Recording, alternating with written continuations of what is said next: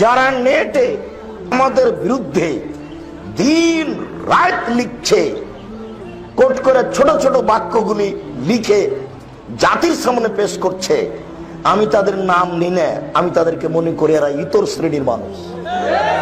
দাদা, তোমাকে আল্লাহ বিদ্যা বুদ্ধি কিছুই দেয়নি। তুমি যদি কিছু জানো কোরআন হাদিস, সেটা মানুষকে বলো। তুমি একটা বক্তব্যের দু একটা বাক্য নিয়ে জাতির সামনে পেশ করো, তুমি কি আসলে মানুষ না তুমি পশু প্রাণী? আসলেই কি তুমি মানুষ না তুমি মুনাফিক? তুমি ইতর শ্রেণীর মানুষ, তুমি নোংরা শ্রেণীর মানুষ, তুমি থার্ড পার্সন মানুষ, তুমি বেশরমা মানুষ, তুমি বেহায়া মানুষ, তুমি জ্ঞানহীন মুক্ত মানুষ। আল্লাহ তোমাকে বোধোদয় দেয়নি, তোমাকে আল্লাহ বিদ্যা দেয়নি, তোমাকে আল্লাহ বুদ্ধিও দেয়নি। তোমাকে আল্লাহ কিছু বলার সুযোগ দেয় না, তোমাকে শুধু খালি বিরোধিতাই করতে শিখিয়েছে আল্লাহ। তোমার প্রতি আল্লাহ একটু দয়া করে না? তুমি একটু আল্লাহর কাছে কান্নাকাটি করে একটু দয়া চাও। তুমি কেন হয়ে গেলে ইতর শ্রেণীর মানুষ? তুমি কেন হয়ে গেলে থার্ড পার্সন মানুষ? তোমার একটু লজ্জা হয় না? তুমি রাতের অন্ধকারে আল্লাহকে বলো, আল্লাহ আমি যেন ওর মানুষের বিরুদ্ধে না লড়ি, আমাকে কিছু দাও, আমিও কিছু বলি। তুমি মনে রেখো, তোমার নামটা নিতে আমি ঘৃণা করি। তুমি মনে করো যে আব্দুর রাজ্জাক আমার বিরুদ্ধে লড়বে? কত মানুষ আমাকে বলেছে আমি তোমার নাম নিনে, এবং তোমার মতো যত নিম্ন শ্রেণীর মানুষ আছে তাদের নাম আমি নিব না, ভবিষ্যতে নিব না ইনশাআল্লাহ। আমাকে আল্লাহ ওই কাজেই লাগায়নি। আমি ২৬ বছর থেকে মাঠে আছি, ২৬ বছর থেকে একই রকম বলে আসছি। যতদিন আল্লাহ হায়াতে রেখেছেন এই মাঠে, ততদিন আমি এভাবেই বলবো ইনশাআল্লাহ। আপনি আপনার প্রতিপালককে বলুন অতীব বিনয়ে অতীব গোপনে। আপনি আপনার প্রতিপালককে বলুন অতীব বিনয়ে অতীব গোপনে। আল্লাহ তাআলা আমাদের নবীকে বলেন অযকুর রাব্বাকা ফি নাফসিক। আপনি আপনার প্রতিপালককে ডাকুন মনে মনে। তাজাররু খিফা অতীব গোপনে অতীব বিনয়ে। অদুনাল জাহরে মিনাল কওলে, সরবে নয় নীরবে, সরবে নয় নীরবে। বিল গুদবে ওয়াল আসাল, সকালে ডাকুন বিকেলে ডাকুন। সূর্য ডুবার পূর্বে বলুন, সূর্য ওঠার পূর্বে বলুন। সকালে সন্ধ্যায় মনে মনে অতীব গোপনে নীরবে বলুন আপনি কি বলতে চাচ্ছেন। ইজনাদ রব্বাহু নিদান খাফিয়া, যখন জাকারিয়া আলাইহিস সালাম তার প্রতিপালককে চুপে চুপে বললেন, জাকারিয়া আলাইহিস সালাম তার প্রতিপালককে চুপে চুপে বললেন যে আমার ভাইরার মেয়ে, আমার স্ত্রীর বোনের মেয়ে, ওর ঘরে গেলাম, মারিয়ামের ঘরে, দেখলাম অসময়ের ফল। তো আমি বললাম, মারিয়াম এগুলো কোথা থেকে এসেছে? তো মারিয়াম বলল, হাজ আমি নিন্দিল্লাহ, এটা আল্লাহর পক্ষ থেকে এসেছে। অসময়ে শীতের দিনে রাজশাহীর ফজলি আম, এটা অসময়ের ফল। তো তোমার কাছে অসময়ের ফল এটা কিভাবে হলো? এটা আল্লাহর পক্ষ থেকে। এর জুকুমাই হিসাবে গায়ে হিসাব, ইচ্ছা যাকে তাকে হিসাব ছাড়াই রুজি দেন, তো দিয়েছেন।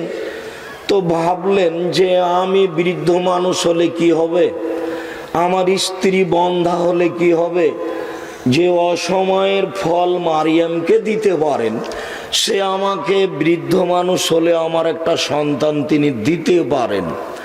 আমার স্ত্রী বন্ধা হলে কি হবে? এখন তিনি গোপনে চুপে চুপে আল্লাহকে বলছেন, প্রতিপালক আমার মাথার চুল পেকে গেছে, আমি বৃদ্ধ মানুষ, আমার হাড় হাড্ডি দুর্বল হয়ে গেছে, আমি বৃদ্ধ মানুষ, আমার স্ত্রী বন্ধা, বাচ্চা দিতে পারে না, কিন্তু তোমার কাছে চাইলে যে মানুষ নিরাশা হয় না, যেহেতু নিরাশা হব না এই আশাতে বলছি তুমি আমাকে একটা সন্তান দাও। অতীব গোপনে বললেন।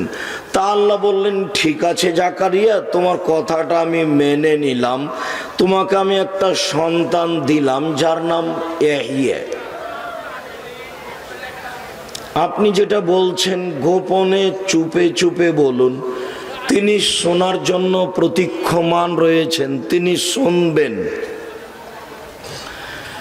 বুরায়দা রাদিয়াল্লাহু তাআলা আনহু বলেন যে রাসূল সাল্লাল্লাহু আলাইহি সাল্লাম একদা ফজরের সালাত আদায় করলেন, করেই দা বেলালান, বেলালকে ডেকে বললেন, বেলাল বেমা সাবাক্তানি বেলাল জান্নাহ, তুমি আমার আগে জান্নাতে কিভাবে গেলে বেলাল?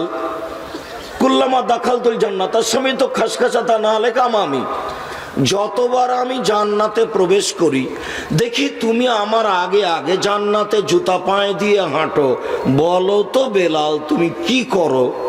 বেলাল, যতবার আমি জান্নাতে প্রবেশ করি দেখি তুমি আমার আগে আগে জান্নাতে জুতা পায়ে দিয়ে হাঁটো, তোমার জুতার শব্দ শুনতে পাই। বলো তো বেলাল তুমি কি করো? কি এমন আশাবাদী তোমার কাছে আমল আছে? তখন বেলাল বলছেন, আল্লাহর নবী, এমন তো কোনো আমল আমি জানি না যার ভিত্তিতে আমি আপনার আগে আগে জান্নাতে জুতা পায়ে দিয়ে হাঁটি। তবে কুল্লামা আযানতু সাল্লাতু রাকাতান, যখনই আমি আজান দিই তখনই আমি 2 রাকাত সালাত আদায় করি। আজান দিলেই আমি 2 রাকাত সালাত আদায় করি। ওয়াইজা আসাবা হাদাসন, আর যখন আমার ওযু ভেঙে যায় ওই সময়তে আমি ওযু করি। ওযু করলেই মনে করি যে আমার উপরে 2 রাকাত সালাত আছে, ওযু করেই 2 রাকাত সালাত আদায় করি। বলা শেষই হয়নি আল্লাহর নবী বলছেন, বেলাল বেহেমা, বুঝেছি বেলাল, এই কারণেই তো তুমি আমার আগে আগে জান্নাতে জুতা পায়ে দিয়ে হাঁটো। আপনি সুন্দর করে ওযু করে, সুন্দর ওযু মানে সব অঙ্গগুলি ভালো করে 3 বার করে ধুইবেন, এটা হলো সুন্দর ওযু। সুন্দর ওযু করে 2 রাকাত সালাত আদায় করে কি বলতে চাচ্ছেন ওখানে বলেন, তবে বিনয়ের সাথে কান্নাকাটি করে বলুন, আপনার সমস্যা দূর হবে। আল্লাহ তাআলা বলেন, সালাত আদায় করে ধৈর্যের সাথে সাহায্য চাও। ধৈর্য। আল্লাহ রাসূল যখন সিজদায় যেতেন তখন আবু জাহাল খুব রাগান্বিত, ক্ষিপ্ত হতো। আবু জাহাল যখন সিজদায় যাবে তার মাথায় উটের ভুঁড়ি চাপিয়ে দিতে পারে কে? আমি পারি। ঠিক আছে, সিজদায় গেছেন তো উটের ভুঁড়ি চাপিয়ে দিয়েছে। ফাতেমা ফাতেমা ফাতেমা, তোমার আব্বা সিজদায় পড়ে আছে, তার মাথার উপরে উটের ভুঁড়ি চাপানো হয়েছে, তিনি উঠতে পারছেন না। ফাতেমা দৌড়িয়ে এসে ভুঁড়িটা সরিয়ে দিলেন। তারপরে তিনি তাদের কিছু গালি দেওয়ার চেষ্টা করলেন। আল্লাহ রাসূল সালাত শেষ করে বদদুয়া করলেন, আল্লাহ তুমি উতবাকে ধ্বংস করো, সাইবাকে ধ্বংস করো, ওয়ালিদ ইবনে মুগিরাকে ধ্বংস করো। এইভাবে তিনি বদদুয়া করলেন। তার দোয়া কবুল হলো 12 বছর পরে বদরের যুদ্ধে। যুদ্ধ শুরু হওয়ার পূর্বে তিনি বলেছিলেন, সঙ্গী সাথী আবু বকর উমর আপনারা শুনে রাখেন, এই যে আমি আঙ্গুলের দাগ দিয়ে দিচ্ছি, এইখানে উতবা পড়ে থাকবে, এখানে সাইবা থাকবে, এখানে ওয়ালিদ ইবনে মুগিরা থাকবে, ওইখানে আবু জাহাল থাকবে। তো যুদ্ধ শেষে আমরা দেখলাম যে যেখানে আঙ্গুলের দাগ দেওয়া আছে সেখানে সেখানে পড়ে আছে। দোয়া কবুল হলো, তবে অনেক দিন পরে, 12 বছর পরে। আপনি একটু ধৈর্য ধারণ করুন। আল্লাহ বলছেন, ওয়াস্তাইনু বিসসবরি ওয়াসসালাহ, তোমরা সলাতের মাধ্যমে ধৈর্য সহকারে উপরে সাহায্য চাও। প্রত্যেকটা মানুষ বিপদে থাকে, আমরাও বিপদে থাকি, মানুষ মাত্র বিপদ আসতে পারে, ধৈর্যের প্রয়োজন আছে। ইয়াকুব আলাইহিস সালামের 12, 13টা 11টা ছেলে এসে বলছে, আব্বা ইসবকে আমাদের সাথে দেন, ও আমাদের সাথে থাকবে, খেলাধুলা করবে, আমাদের কাপড় চোপড় নিয়ে থাকবে। তখন ইয়াকুব আলাইহিস সালাম বলছে, না না না না না না না, তোমরা ইসবকে নিয়ে যাবা, ওকে বাঘে ধরে খাবে। কি বলেন আব্বা, আমরা এতগুলি মানুষ আছি, তাকে বাঘে ধরে খাবে মানে? আচ্ছা ঠিক আছে, নিয়ে যাও। নিয়ে যাওয়ার পরে তাকে ইঁদারায় ফেলে দিয়ে একটা পশু মেরে তার রক্ত তার জামা কাপড়ে লাগিয়ে দিয়ে বিকালে এসে বলছেন, এই দেখেন আব্বা, এই দেখেন আব্বা, এই দেখেন আব্বা, ওকে বাঘে ধরেছে, আপনি তো বিশ্বাস করবেন না, এই দেখেন জামা কাপড়ে রক্ত লেগে আছে। তখন তিনি দেখে বললেন যে তোমরা কথা বানিয়ে নিয়েছো, তবে আমি ধৈর্য ধারণ করি, তোমরা কথা বানিয়ে নিয়েছো। তিনি এভাবে বলে দিলেন কেন যে তোমরা কথা বানিয়ে নিয়েছো? জামাটাতে রক্ত ছিল বটে, তবে জামাটা ছিঁড়ে ছোটা ছিল না। বাঘে যদি ধরে তাহলে জামা কাপড় কিছু একটু না একটু ছিঁড়ে যাবে। একবারে ঝকঝকে কাপড় নিয়ে এসে দিল। তো তিনি বললেন তোমরা এটা বানিয়ে নিয়েছো। তারপর ছেলেকে বিক্রি করা হলো, মিশরের বাদশা কিনে নিলেন। কত ঘটনা ঘটলো, 12 বছর জেল হয়ে গেল। জেল থেকে বের হওয়ার সময় তাকে ডাকতে পাঠানো হলো। তিনি বললেন, না, অসম্ভব, আমি জেল থেকে বের হতে পারি না। জুলাইখাকে আগে জাতির সামনে ঘোষণা দিতে হবে অন্যায় আমি করেছি, এইসব করেনি। যতদিন পর্যন্ত জুলাইখা জাতির সামনে ঘোষণা না দিবে যে আমি জুলাইখা অন্যায় করেছি, এইসব করেনি, ততদিন পর্যন্ত আমি এইসব জেল থেকে বের হব না। জুলাইখা জাতির সামনে ঘোষণা দিল আমি অন্যায় করেছি, এইসব করেনি। এই কথা যখন জাতির সামনে ঘোষণা দিল, তখন ইউসুফ আলাইহিস সালাম জেল থেকে বের হয়ে আসলেন, দায়িত্ব পালন করলেন। ভাইয়েরা আসলো, এক পর্যায়ে বাপ মা আসলেন। অনুমান করা যায় 20, 25, 30 বছর যাবত লাগলো বাপের দোয়া কবুল হতে। কান্নাকাটি করতে করতে চোখ দুটি অন্ধ হয়ে গেছিল। ইয়াকুব আলাইহিস সালাম দেখতে পাচ্ছিলেন না। কান্নাকাটি করতে করতে ছেলে বেঁচে আছে, এটা আমার অন্তরে বিশ্বাস, তবে ছেলে ফিরে আসবে কবে? আমি ধৈর্য ধারণ করে বলছি, তুমি আমার ইউসুফকে আমার কাছে ফিরিয়ে দাও। ইয়াকুব আলাইহিস সালামের দোয়া কবুল হতে 20, 25, 30 বছর লাগলো, আর আপনি দোয়া করতে করতেই বলছেন আমার দোয়া কবুল হয় না।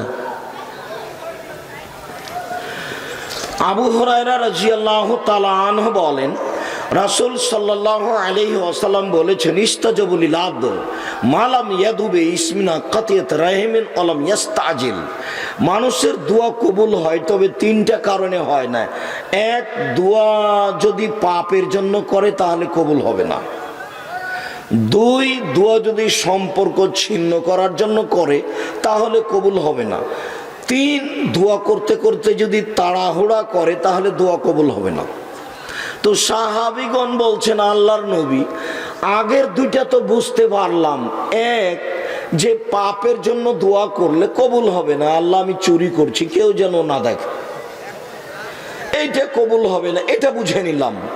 সম্পর্ক ছিন্ন করার জন্য দোয়া করলে দোয়া কবুল হবে না, আল্লাহ আমাকে যেন আমার শ্বশুর বাড়ি বা স্ত্রীকে বলছে তোর বাপের বাড়ি যেন আল্লাহ আমাকে আর কোনোদিন না নিয়ে যায়, তো এইরকম দোয়া কবুল হবে না। তো এই 2টা বুঝলাম। 3 নাম্বার তাড়াহুড়া, এটা যে বুঝতে পারলাম না আল্লাহর নবী, তাড়াহুড়াটা কি? তখন আল্লাহ রাসূল বলছেন যে তাড়াহুড়া বুঝতে পারলে না, আমি দোয়া করলাম, কত দোয়া করলাম, কই দোয়া কবুল হয় না। তারপর অলস হয়ে যায়, দোয়া, তারপর দোয়া ছেড়ে দেয়, এই দোয়া কবুল হবে না। বুখারী মুসলিম। যেটা চাচ্ছেন স্থায়ী চাইতে থাকেন, দেরি হলেও নিরাশার কিছু নেই। আবু হুরায়রা রাদিয়াল্লাহু তাআলা আনহু বলেন, রাসূল সাল্লাল্লাহু আলাইহি সাল্লাম বলেছেন, দাওয়াতুন লিআখিহি বিজাহরিল গায়বে মুস্তাজাবাতুন।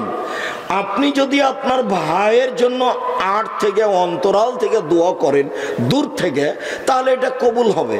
আল্লাহ তুমি আব্দুর রাজ্জাককে হেফাজতে রাখো, আল্লাহ তুমি তাকে এই দিনের উপরে অটল রাখো। এইভাবে যদি আপনি তার জন্য দোয়া করেন তাহলে এই দোয়া কবুল হবে। রাসূল সাল্লাল্লাহু আলাইহি ওয়াসাল্লাম বলেন ওয়াইন্দা রাসিহাল মালাকুল আল মুআক্কাল, যখন আপনি কারোর জন্য দোয়া করবেন তখন আপনার মাথার পাশে একজন ফেরেশতা নির্ধারিত থাকবে। কুল্লামা দাআলি আখিহি বিখাইরিন, যতবার আপনি আপনার ভাইয়ের জন্য কল্যাণের দোয়া করবেন ততবার ওই ফেরেশতা বলবেন আমিন। আপনি যে দোয়া করলেন এটা আবার আল্লাহ কবুল করুক। আপনি যে দোয়া করলেন আপনার ভাইয়ের জন্য আট থেকে দূর থেকে, এটা আল্লাহ কবুল করুন। আমি ফেরেশতা বলছি ওয়ালাকাবে মিসলিন, আপনি যেটা করলেন আপনার জন্য সেইটা। আমি ফেরেশতা বলছি আপনি যে আর একজনের জন্য দোয়া করলেন, এখন আমি আপনার জন্য দোয়া করছি, আল্লাহ আপনাকে হেফাজতে রাখো। বুঝাতে পারলাম না? আমি দল করতে নিষেধ করেছি, কথা এভাবে নয়। দল করলে ভিতরে সংকীর্ণতা আসবে। আপনি তার জন্য ভালো দোয়া তো দূরের কথাও, যদি বিপদে পড়ে তাহলে আপনি বলবেন ঠিক হয়েছে, ঠিক। এটা আমার প্রায় 20-25 বছরের অভিজ্ঞতা, 2-1 দিন নয়, 20-25 বছরের অভিজ্ঞতাতে বলছি। আর যা কিছু দেখতে পাচ্ছেন সব ওগুলোই অন্তরের সংকীর্ণতাতে নেমে আসছে। অনেক সময় মানুষের আবেগ থাকে। কালকে রুহুল আমিন মাদানী এমপি বক্তব্য দিবেন, আমি তাকে কোনোদিন দেখিনি। তা আমি যে ঘরে ছিলাম সেই ঘরে হঠাৎ একটা লোক এসে বসলো, দেখতে খুব সুন্দর। তা আমি বুঝতে পারলাম না, কেউ আমার কাছে আসলে আমাকে তো সালাম দিবে, এটা আমার স্বাভাবিক গতি। তো উনি বসলেন, কিছু বললেন না। ইতিমধ্যে আমাকে একজন ডেকে নিয়ে স্টেজে নিয়ে গেলেন। অনেক মানুষ, পোড়াবাড়ি গাজীপুরে। তো আমি ওখানে বসতেই 2-1 মিনিটের মধ্যেই হাজির নওয়াব এসে আমার সামনে থেকে মাইকটা সরিয়ে নিয়ে বললেন যে আপনি একটু 10 মিনিট পরে কথা বলবেন ভাই। তো রুহুল আমিন মাদানী এমপি এসে বসলেন। এসেই আমাকে বলছেন আলাকরাব ফালাকরাব, আলাওয়াল ফালাওয়াল, আপনি আগে এসেছেন, আপনি কথা বলেন। তো দেখলাম যে মাঠটা আবার আমার কাছে নিয়ে এসে রেডি করা হলো। ইতিমধ্যে আর একজন বলছেন যে এখন আপনাদের সামনে কথা বলবেন এমপি রুহুল আমিন মাদানী। তখন আবার মাইকটা সরিয়ে তার কাছে দেওয়া হলো। তখন আমি ভাবলাম যে লোকটা অপমান হবে বলে আমার মনে বলছে, কেননা এরকম একাধিক দিন ঘটনা ঘটেছে। আমাকে বসিয়ে রেখে কারো আলোচনা হয়নি, আজকেও যা হওয়ার তাই হলো। তা আমি ভাবছিলাম যে কি করা যায়, এরা তো ভুল করলো।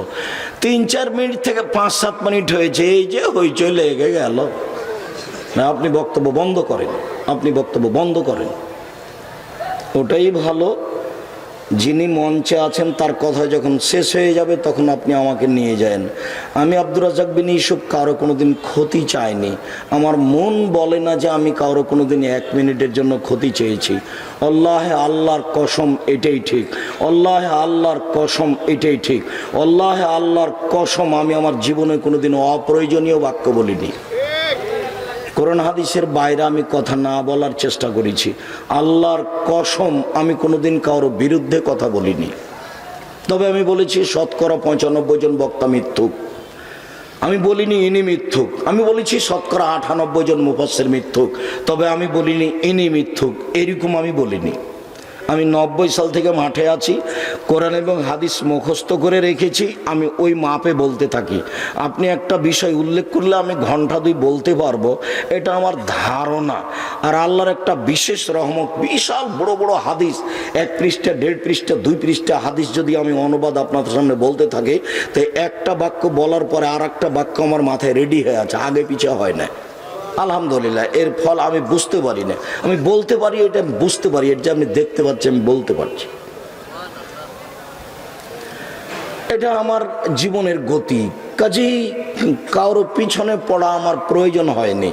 সম্মানিত দিনী ভাই বোন, আমি এটা সবসময় চাই যে আমার কারণে আর একজন মাঠে অপমান হোক। শেষ পর্যন্ত তিনি বললেন চুপ থাকেন, চুপেন আপনারা। আমি তো বলেছিলাম পরিচালনা কমিটিকে আব্দুর রাজ্জাক সাহেবকে আগে দেন, তো ওরাই তো আমাকে আগে দিল।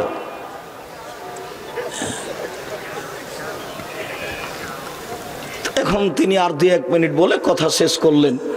তা আমি বললাম যে ভাইজান, শুরুতেই যে আপনি নাকি খুব ভালো কোরআন মাজিদ পড়তে পারেন, তো আমি একটু কোরআন মাজিদ তেলাওয়াত করিয়েন। তো উনি একটু কোরআন তেলাওয়াত করে শুরু করেছিলেন। কারি মানুষ তো, হাফেজ মানুষ, তো এরকম আমি দেখেছি অনেক। তো আমি আপনাদের কষ্ট দিতে চাইনি। আমি যেটা কথার চলাকালীন ধমক দিয়ে থাকি সেটা আমার গতি। আমি এতে কাউকে কোনোদিন কষ্ট দিতে চাইনি।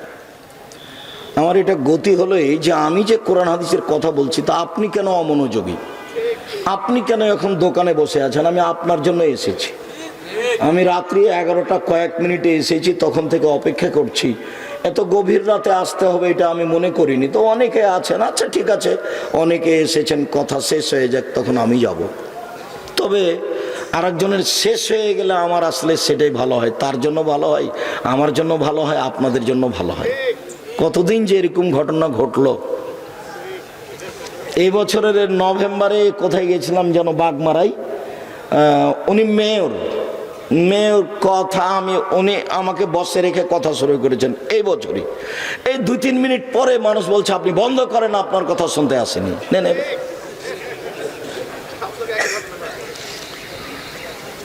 সম্মানিত দিনী ভাই বোন, আমি আপনাদের অনুরোধ জানাচ্ছি, প্রত্যেকটা মানুষের বিপদ আপদ আছে।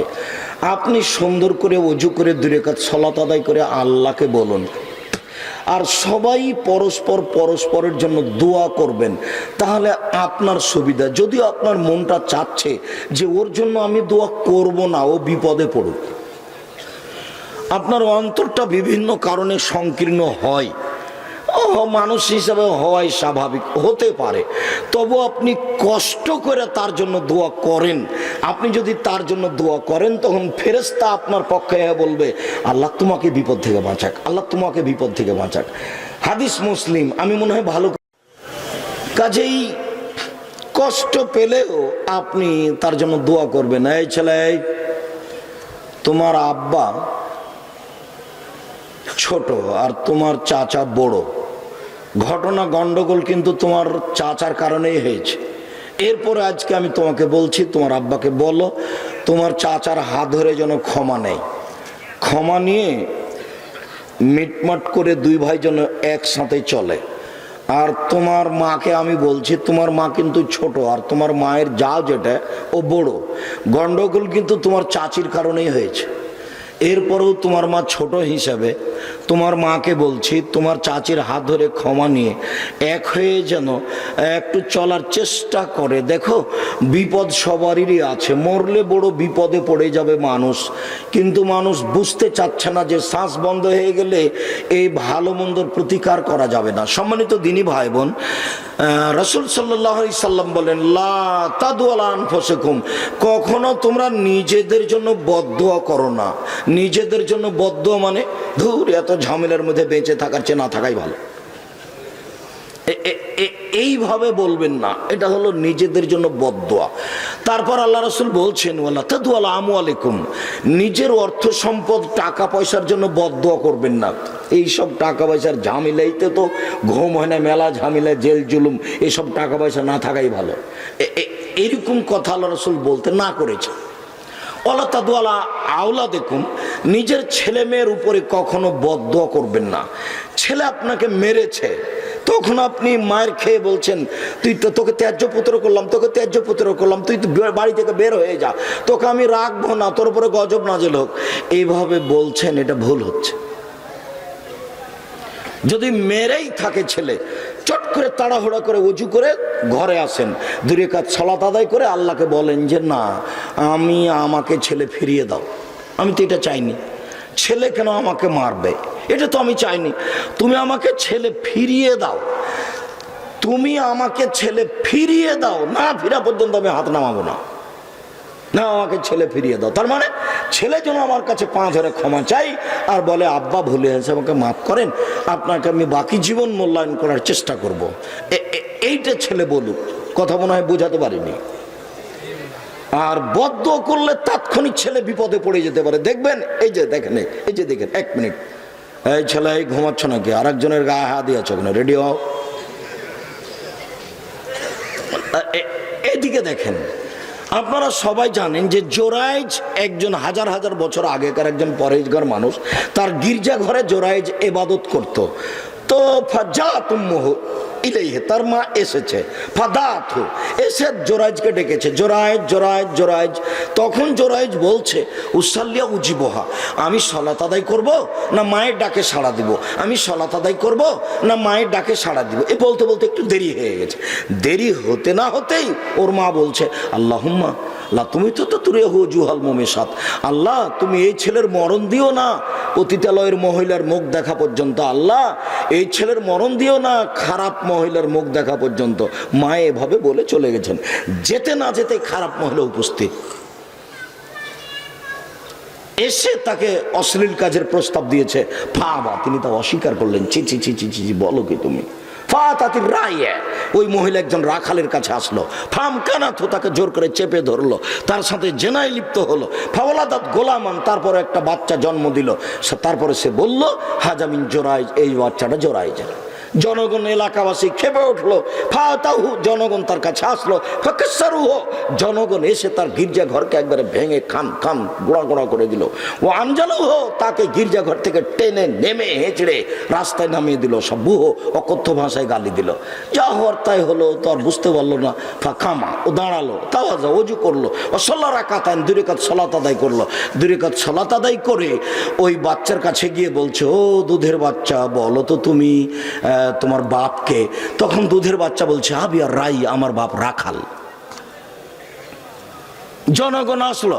জনগণ এসে বলছে জোরাইজ নাবনি সমাতাকা বিজাবে, জোরাইজ তোমার গির্জা ঘর স্বর্ণ দিয়ে বানিয়ে দিব।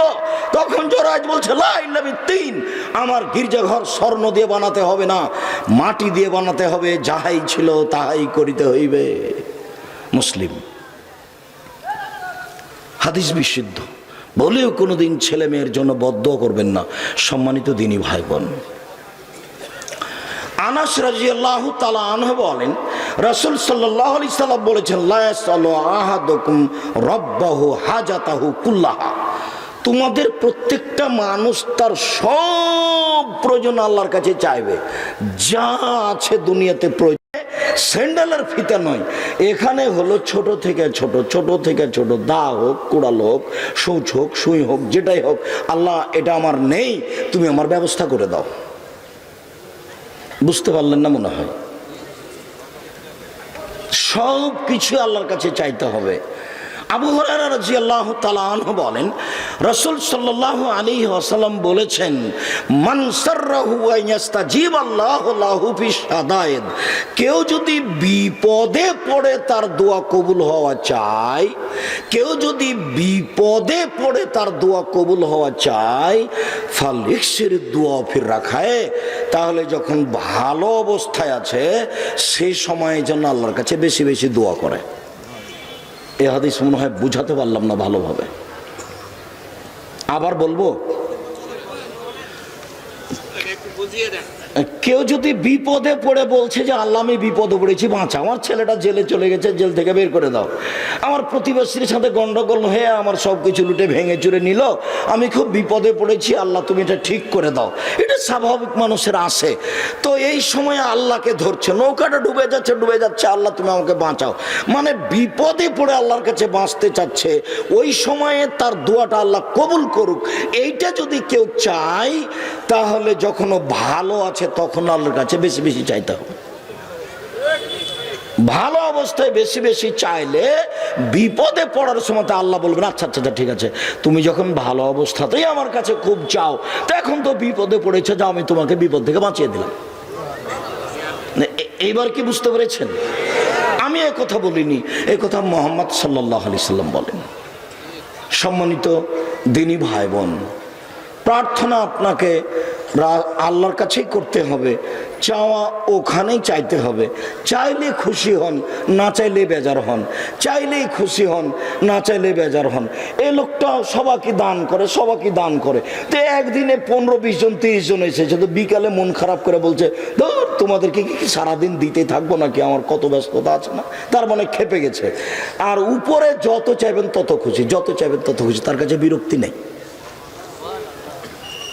চান আর হাত তুলে চাইলে লজ্জা পাই, কেমনে তার হাত খান ফিরিয়ে দিই। সময়ে সময়ে আপনি হাত তুলে চাইবেন। বুখারী মুসলিমে রয়েছে 36টি হাদিস হাত তুলে চাওয়ার, আর এমনি সহিহ হাদিস আছে 42টি।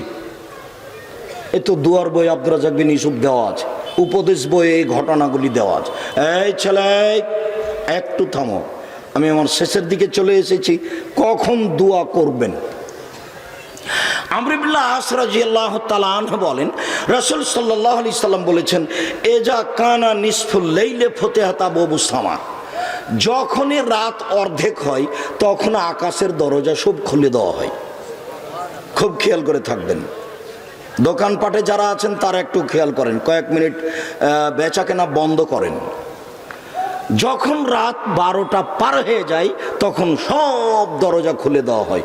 ইউনাদি মুনাদিন মিনাস সামায়ে, আকাশ থেকে চিৎকার করে বলে, আকাশ থেকে চিৎকার করে বলে, মা মিন দাইন ফাইস্তাজাবু লাহু, কেউ আমাকে কিছু বলে কি? আমাকে বললে আমি তার কথা মেনে নিব। মামিন সাইলিন ফায়ুতা, কেউ আমার কাছে কিছু চাচ্ছে কি? যে যা চায় আমি তাকে তা দিয়ে দিব। মামিন মাকরুবিন ফায়ুফাররাজু আনহু, কেউ বিপদে পড়ে আছে কি? বিপদে পড়ে কি আমাকে কিছু বলছে? ও যদি বিপদে পড়ে আমাকে কিছু বলে, আমি আল্লাহ তাকে বিপদ থেকে উদ্ধার করে দিব। 3টা কথা। এক, ডাকলে আমি সাড়া দিব, কি বলছে আমাকে সেটা আমি শুনবো। 2, আমার কাছে কিছু চাইলে তাকে তা দিয়ে দিব। 3, কোনো বিপদের কথা বলছে কি? যদি বিপদের কথা বলে তাহলে আমি আল্লাহ তাকে বিপদ থেকে উদ্ধার করে দিব। সর্বশক্তিমান, সব কিছু করতে পারে, সারা পৃথিবী লেগে ঠেকাতে পারবে না যদি আল্লাহ আপনার ব্যাপারে কিছু করতে চান। তিনি আজিজ, পরাক্রমশালী, সর্বক্ষমতার অধিকারী। মাখুল রাদিয়াল্লাহু তাআলা আনহু বলেন, আনাস রাদিয়াল্লাহু তাআলা আনহু বলেন, রাসূল সাল্লাল্লাহু আলাইহি সাল্লাম বলেছেন, এজা নুদিয়া লিস সালাহ ফাতিহাত আবওয়াবুস সামায়ে,